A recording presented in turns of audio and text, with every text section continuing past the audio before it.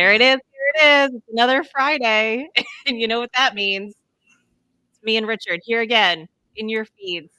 StaffingMania Live. Hello, everyone. Happy Friday, Richard. Oh, yeah, sister. Brother, I'm going to say, oh, yeah, sister. It's Friday. I like it. Woo, the last weekend in July. We are going to rock it out today with some great stuff, Amy.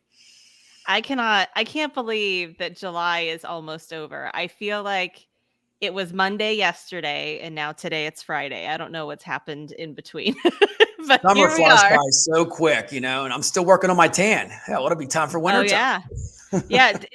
Is this another Lake Friday or what's either the plan Lake for the Friday weekend? or a little rooftop overlooking the river? So I'm deciding which one. Ooh, yeah, I like it. I just live vicariously through you, Richard. Well, I was out yesterday. I was at the rooftop yesterday and connected with 7 people already on LinkedIn. 2 are attorneys looking for jobs. Yeah, it's like scan the shark. I'm like, everywhere I go, it just, there it is. It's so much fun. It is definitely your superpower. And today I really want to take some time and just double down and talk more about your superpower. So, today is Friday. I actually have on, I was watching just a little earlier, I have on the opening ceremony for the Olympics happening in France right now. Unfortunately, it's like pouring down rain for all of these people on these boats. You got to be kidding me. What? It's raining. It's pouring down rain. Did they already light the torch? Because I know Snoop was carrying it.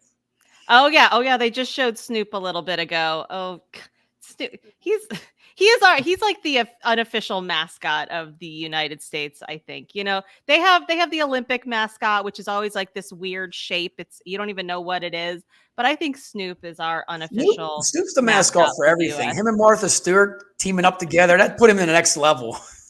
Yep. But they did show the torch. That's still going strong. Thank goodness. Nice. Hasn't been extinguished. They have special chemicals to keep it going, even in the rain. But when I was watching the Olympics, it made me think about our very own gold medal sales expert here, Richard, which is you. And so we wanted to talk about that because I think I saw recently this week that, and you have been for several years, you've been serving as a mentor for the American Staffing Association, which is a great program. If you have not participated in it, either as a mentor or as a mentee, you don't have to be just one. If you feel that you could use some guidance as well, you can lean into it. But you've been serving as a mentor for several years with ASA, and you just kicked off your newest mentor-mentee relationship. And I wanted to dig into that because it was all about helping an individual get more comfortable and familiar and build up his own gold medal skills when it comes to sales. So give us a little backstory, Richard. Tell us a little bit about this experience so far.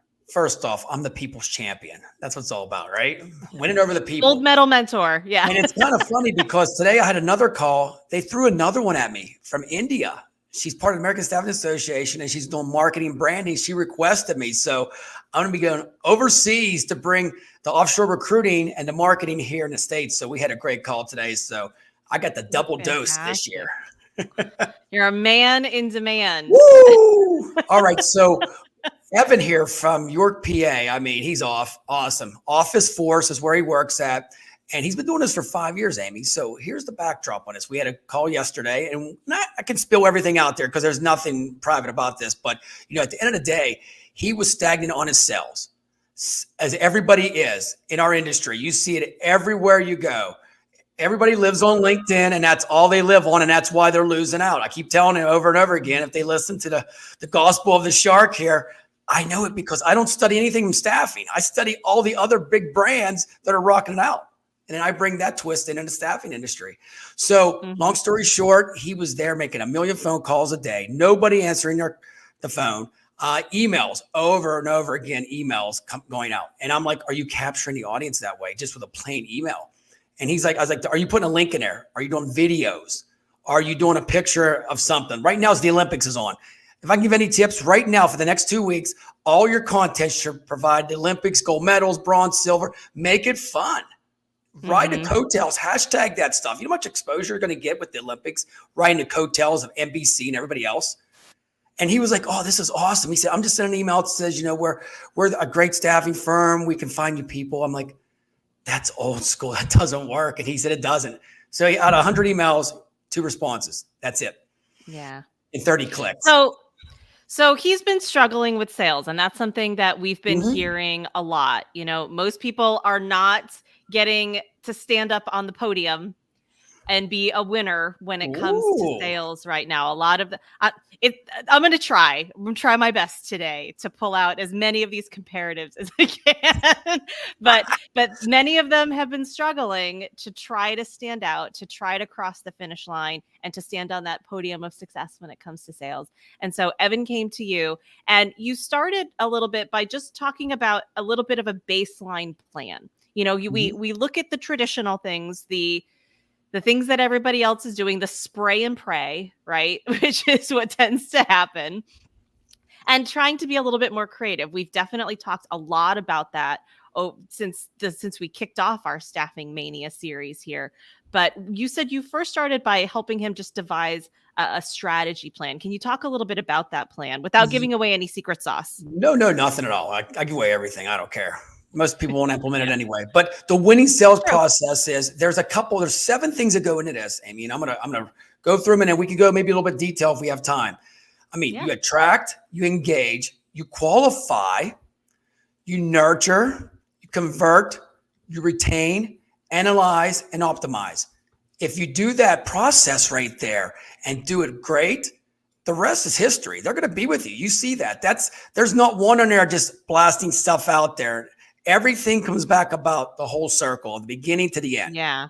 So what this comes in real quick is I told him, now you got to think of yourself as a micro influencer seller. That is what you are. You're now a micro influencer for the next 6 months. After that, go ahead. But by December, we should double your sales. If we didn't, then the Shark's not doing what he's supposed to do. And that's what my mentorship's all about. It's about having fun, but these are not about, I think the program for me is to design this where they can be the best they can be in 6 months. It's accelerated. I'm not there to just give you a little speech and say, this is what I've done and praise. It's not about me. It's about them. And that's why over the years, you'll see every one of them keeps coming back to me because I really deeply invest my time in this. And this is volunteer work too. So that's what's great about it. I'm not making a penny off this, but I am digging deep in, doing research to get them to the next level. Yeah. I might ask you to be my mentor, Richard, as well. I learned every week from you. I don't always apply everything you tell me, but I'm a slow learner. Well, timeouts. Okay. Hey, sister, I learned from you so much too, because you know about change management and all that stuff, and you know how to keep the Shark on task. I have to say that behind the scenes, because I'm everywhere. You're like, Shark, this is what you got to do. I do have that. That is one of my superpowers. Okay, so I'm going to call these the 7 rings of sales success. If we're going to stick with the Olympic theme here, the 7 rings of sales success. You said attract, engage. You said qualify, nurture, convert. Okay, hold on. Let me get that one. I missed that one. The most important piece, convert. I missed that one. So convert, retain, and analyze and optimize. Analyze. Oh, you speak in my language. Analyze and optimize. Those are the places Amy loves to live the most. All right. I love it. Okay. So let's talk a little bit about each of these. We don't have to spend too much time, and we can actually continue to talk about each of these in subsequent episodes as well, especially if those of you who are watching and listening and liking and maybe sharing. Thank you for those of you that do. If you have a certain topic that you want to dig into that maybe you're a little bit curious about, please let us know. Just either put it in the comments of one of our posts, or you can reach out to either Richard or myself directly and we can dig into it further. Okay, so first off, Richard, let's talk about the first ring of sales success, attract. Talk a little bit more about that. Attract. Okay, so here's what it's all about. You have to entertain them first. You guys might think you have to entertain them or they're not going to be attracted to what you have. What makes you different than everybody else? We say this all the time, and it's the same thing. How do you attract your audience? Well, first you got to find what your niche audience wants, and then you attract them. It's just like wrestling. Why would they have a favorite wrestler? Why do they have a favorite singer? You think that way. So we're not even thinking staffing. We're thinking how these other celebrities, how does Taylor Swift get all these people to be involved with her? If you think that way, that's what it's about. So most of the stuff you attract people with now It's going to be engaging, short videos, reels. Video is the king this time. Seriously, how many people really read, Amy, the blogs and all that kind of stuff? We do, but does anybody have time to read 5 paragraphs when I can say this all in 30 seconds on a video?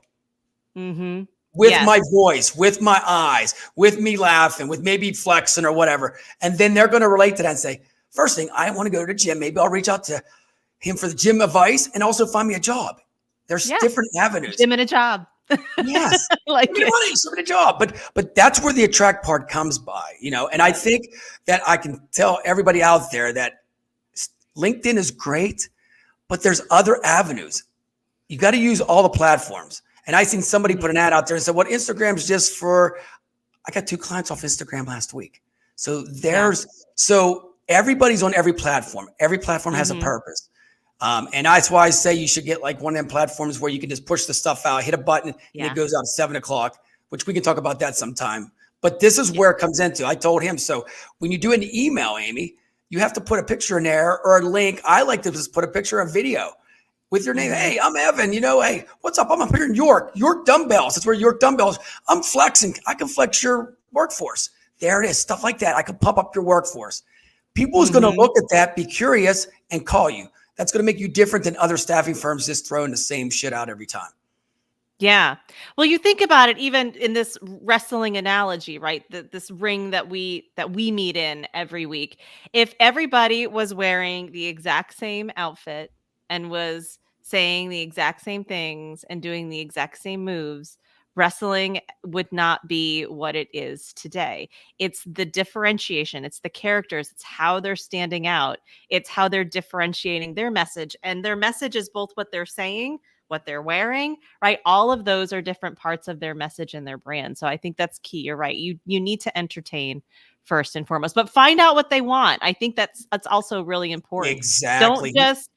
Don't just create stuff to create it. Like, speak to the audience that you're trying to attract. Exactly. And I think a lot of motivation, but you got to have yourself in the pictures. That's the whole thing about it. When you just put a picture and a couple quotes, use the cartoon emojis. You see me on half the stuff. I'm a cartoon character, but also make it the cartoon character look like you too. There's so many AI apps out there.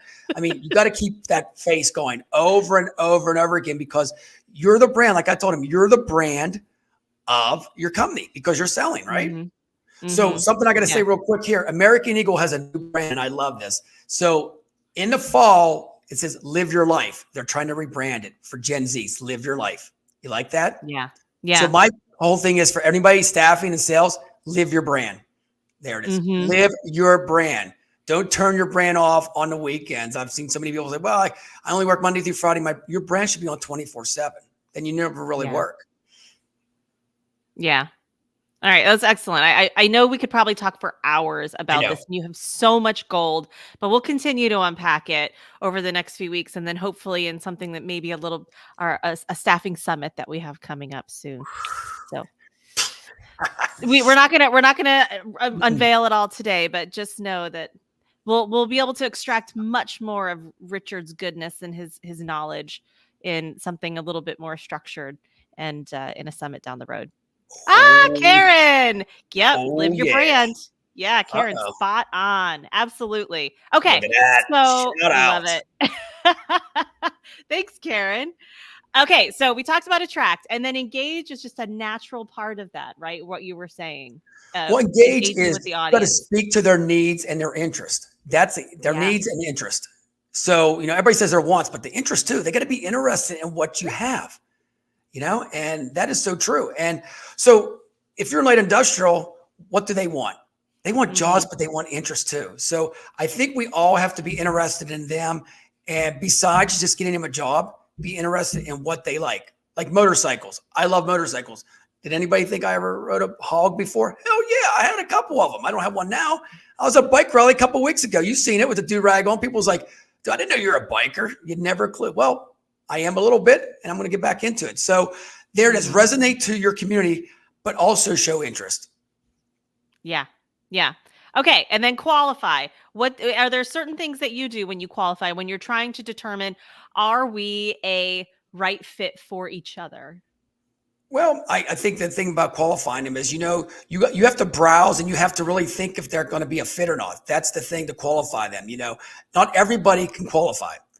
Like in wrestling, does everybody qualify for the championship belt? Hell no. It's the same way. Think the same way as WWE. It's like, can you qualify this person? See what they need, see what their wants are, but also qualify them to see if they are going to be a good fit for you. And I think that's key. I think that's a part that's missed. And I know I have been guilty of it in the past with different engagements that I've had over the years, where in the desire to be of service or recognizing that they do have a need and you can help solve that need doesn't necessarily mean that they are the right fit for the way that you approach it. And it's taken many years. And I would say it's still even something that I'm unpacking today, although I think age helps. There's a certain threshold when you hit a certain age where you're just like, screw it. I'm not gonna bend over backwards in order to try to accommodate a client. And I read something recently where it was saying, when you're on a discovery call or you're on a qualifying call, it's not just them seeing if they want you, but it's you also determining if you want to work with them. Exactly. You have to be a right fit. You have to be, you have to be operationally and tactically and I would say morally aligned, virtually aligned with what it is you're doing and how you're going to do it. Because if not, it's going to be a real crummy relationship. And while you're going to be doing the work that you want to be doing, you're not going to be real happy doing it. Not at all. Yeah. Okay. So we had attract, which is all about finding out what they want and then entertaining them. We had engage, which is speaking to their needs and their interests beyond the title that they have or the company that they work for, getting to know them wholly as well. And then qualifying them to determine fit both ways, making sure that they're a good client for you, but also you're a good client for them too, right? It's a two-way street. And then the next one is nurture. And I would say nurturing, from my perspective, Richard, is the one that I think gets dropped the most or doesn't get the level of attention and intention that it probably should. A lot of people confuse nurturing with staying busy with them. And I think those are two very different things. Just because you're fielding jobs and, maybe filling them or providing submissions to them doesn't mean you're necessarily nurturing that relationship. That's more of a transactional endeavor versus a person-to-person endeavor. So talk a little bit about nurturing. Nurturing, you just summed it. Build a relationship with your customers. So you got to build that. And then you have to go back and forth. When you nurture somebody, what do? You show feelings, interest all the time, right? You're nurturing them. I mean, it's almost like mentoring them. You're taking them to the next level. And I think that falls off because what happens with nurturing, we just call them when we need them for something. Yeah. I always like to Yeah. It's almost like nurturing is the other three pieces just on repeat. It's continuing to attract, continuing to entertain, continuing to qualify them. It's just like dating or marriage. Just because you got that first date or you got married doesn't mean you don't have to continue to nurture your relationship. It's not like, well, I'm done with that. I locked that in. I don't have to think about it anymore. I don't have to put any new effort into it other than doing laundry or, making dinner. No, you definitely need to continue. You have to nurture your body too. You have to nurture your body too, sister. Yes. Oh yeah. Yes, absolutely. Absolutely.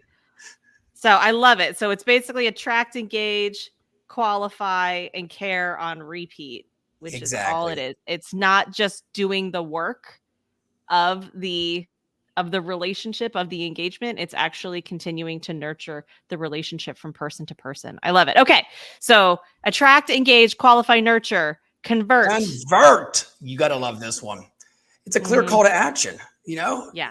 So convert is the part I think some people fall flat on their face on. It's like, you got the guy down in the ring or the girl in the ring. 1, 2, 3, 1, 2, then up, I'm up. Come on, convert that shit. Convert it. And it's so easy. I mean, I think you go through all these steps and then the last couple, you fumble. Seriously, you do. You do all the time. We get the attract part. Everybody's like, oh, I get all this. And they get to the final stage and they're like, silence. Yeah. You And then forget to ask for the sale. and then guess what happens? The other staffing firm pins them, wins the deal. You're out. Yeah. And it's so funny because I think psychologically we can think that they're going to ask us, right? They're going to ask us out, but you actually have to ask them out. And sometimes people are waiting for you to do that. They don't know what next step maybe necessarily they're supposed to take in this engagement. You actually have to tell them. You have to tell them what you want. Just like with this, we're going to tell you. We want you to like our posts. We want you to share this with other people. That's your call to action. Some people think, oh, it's just they're just engaging passively, but you want to actually engage them actively and tell them what needs to happen next, as opposed to waiting for them to signal to you when it's okay or not, because they may just move on. They may find somebody else to go date. Right. Ooh. Yeah. That's a slap in the face. Literally. Okay. Retain. Okay. Can I say this anymore? The sale isn't over after you get the deal. It's not over, my friends. Retaining is, as soon as you get the contract, you continue that over and over again. Just like when you get married. When you get married, you don't say, I forget about my life, my body, everything like that, and I just go on to a different way. No, you continue that. The whole wheel that we did right here with the winning process, the sales winning process, is the same thing with retain. And I think so many people, Amy, I talk to companies that I go into, they get the contract and you never either hear from them again, or they send one candidate and just disappear for like 6 months. It's like, you did all that work. Retain it. Yeah. And recognize that it's a continual relationship. You're dating for a long time. We had Rob on last week. We dated for 10 years before we got married.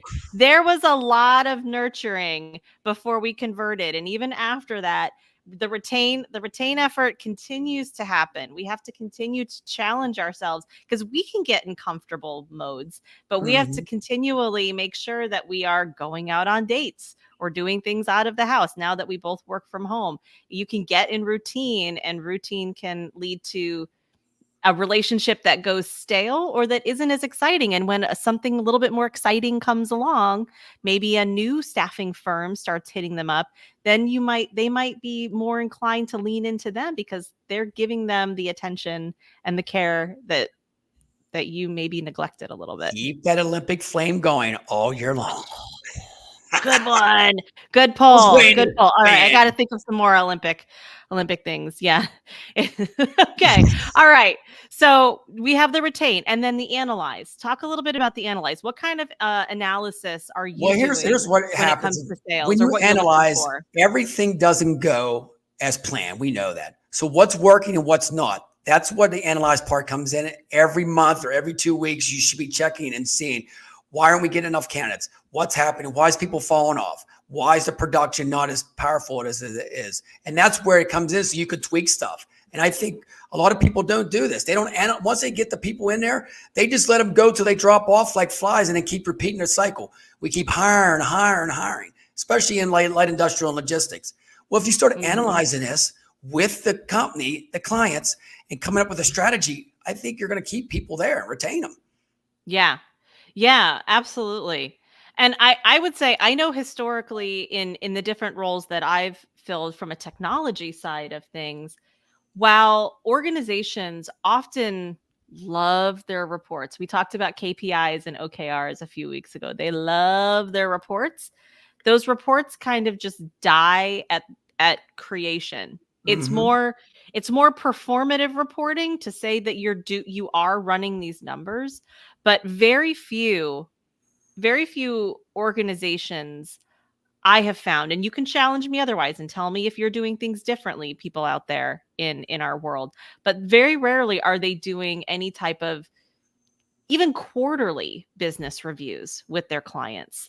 You track fill ratios, you're tracking number of job requests, you're tracking, number of submittals, or all those things that we've talked about. But how often are you going and looking back and saying, where are our points of failure? Where are our points of maybe delay or pushback? And also, like, what is our real success measures here? Because there could be something else going on with that client that if you're willing to analyze, you can then be that trusted advisor to them, that partner in their success versus just the person taking their orders and sending them people.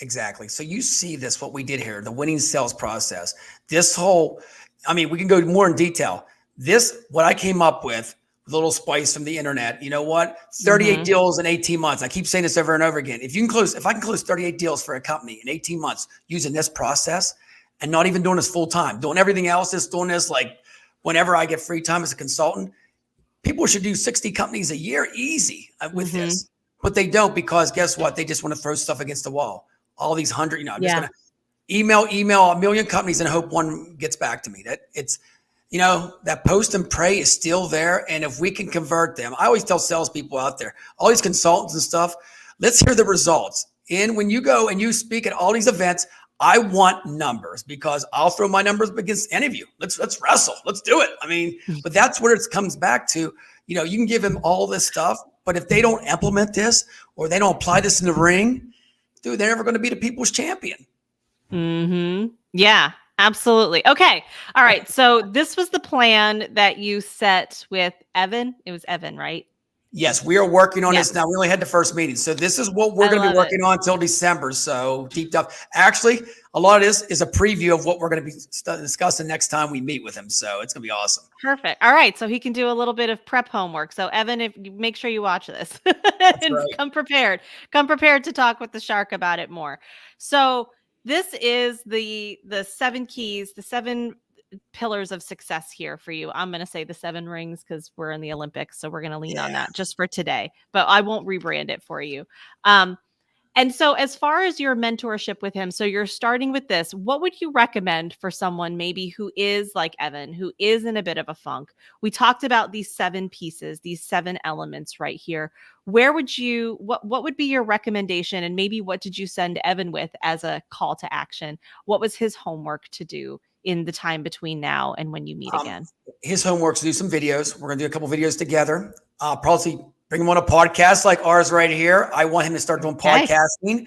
I said, get just some of your clients involved in a podcast, 10 minutes, interview them. People want people.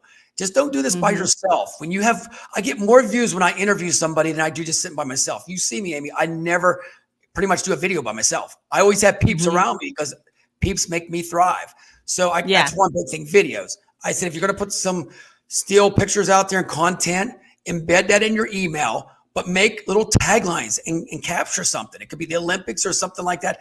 Look at the company, put a little slogan of what they have going on with a spin on it, and then say, hey, I maybe have a couple welders for you, stuff like that. People love pictures. And something else I said, do not be scared to do. If you have their phone number or they give you the number, text them. You can text HR, you can text potential clients. I do it all the time.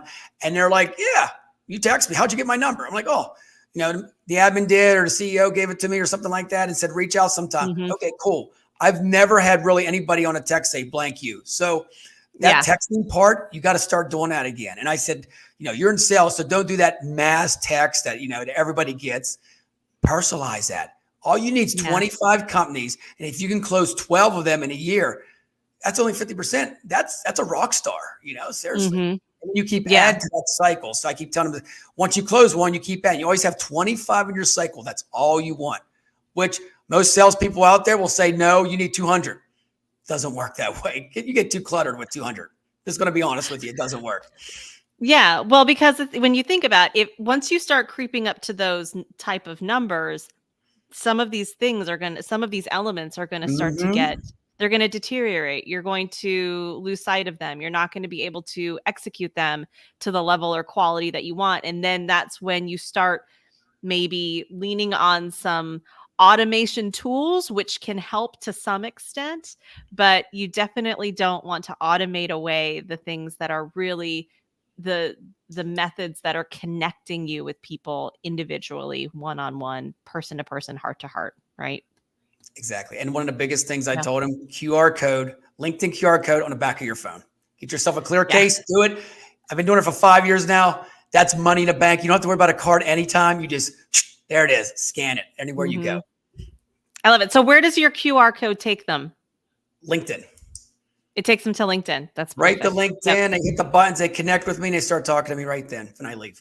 Perfect. I love it. All right. Any other final nuggets of wisdom on this Friday before we wrap up? Ooh, Richard. I think one of the biggest things is right now is we all have to stay positive.